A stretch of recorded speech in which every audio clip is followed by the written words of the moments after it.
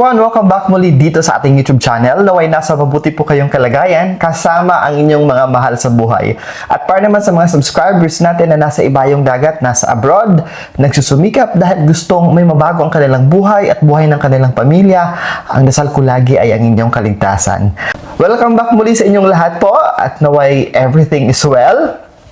Another exciting na topic na naman po ang iaalay o ibibigay ko sa inyo ngayon. Dahil sa vlog natin ito, pag-uusapan natin, i-share ko sa inyo ang mga masuswerteng halaman para sa 2025 o mga lucky plants ngayong darating na 2025. Para ito sa mga plantito at plantita at para naman sa may mga halaman dyan, tingnan ninyo kung mayroon ba kayong mga existing na plants na babanggitin ko mamaya-maya ng konti. Kaya siguraduhin, tapusin, hanggang sa dulo ang vlog natin ito.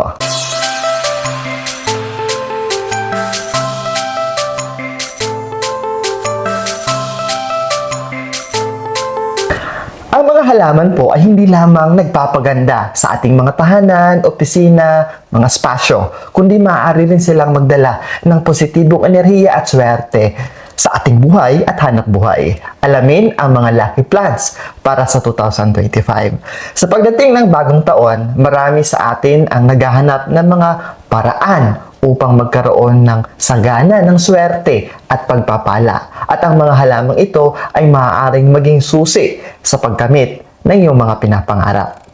Narito po ang top 10 ng mga lucky plants at ano ang kanilang mga sinisimbolo. Una sa listahan ay ang mga lucky bamboo, simbolo ng pagpapala, swerte at pagkakaisa.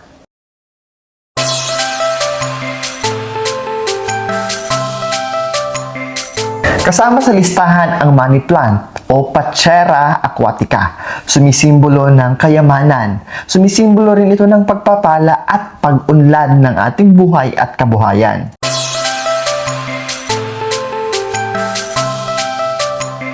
Hindi rin mawawala ang hindi mahirap alagaan na snake plant, simbolo ng proteksyon, pagpapala at pagkakaisa.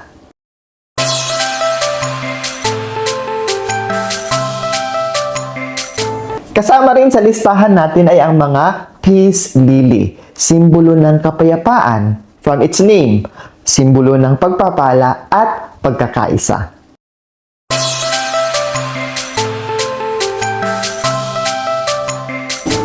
Pasok din sa listahan ang mga rubber plants. Sumisimbolo rin ito ng swerte, pagpapala at pag-unlad.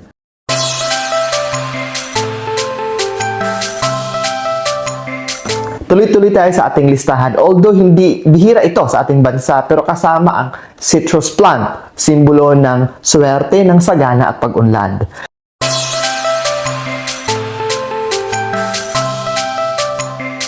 Andyan din ang jade plant, simbolo ng pag-angat ng ating buhay pagdating sa pera at kayamanan at pagkakaisa.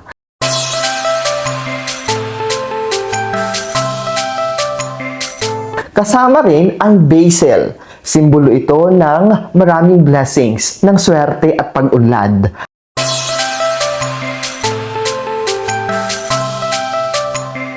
Of course, andyan din ang rosemary, simbolo ng pag-angat ng ating kabuhayan, maraming swerte at pag-unlad ng estado ng buhay natin.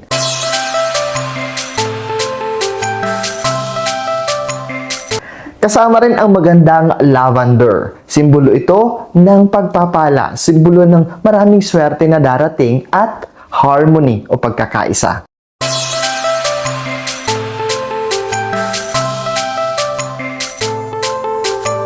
Ibabahagi ko rin po sa inyo sa vlog natin ito ang mga halaman na magdadala sa atin ng proteksyon.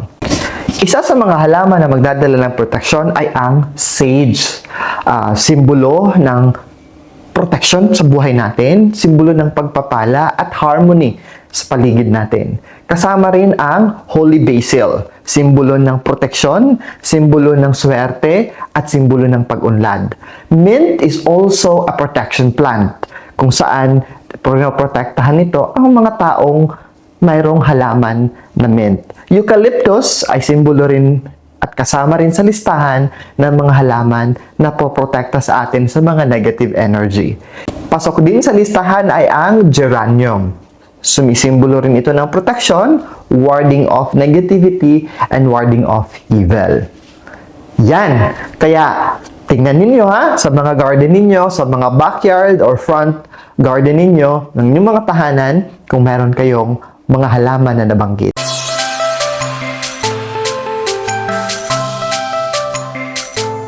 Ngayon, isi-share ko naman sa inyo ang pag-aalaga ng ating mga lucky plants. Una, ilagay ang mga halaman na ito sa mga lugar na may katamtaman na sikat ng araw at magandang daloy ng hangin. Bigyan ito ng sapat na tubig at sustansya para lumago. Alagaan ang mga halaman ng may pagmamahal at pagpapahalaga. Hindi mag-work ang mga halaman ito kung hindi tayo magsasabi ng ating mga affirmations. Kaya sabihin ang ating mga affirmations sa mga halaman upang ma-activate ang mga ito batay sa gusto nating mangyari at mapagtagumpayan. And of course, magpasalamat sa mga halaman, sa mga biyaya at mga kabutihang dala o dulot nito.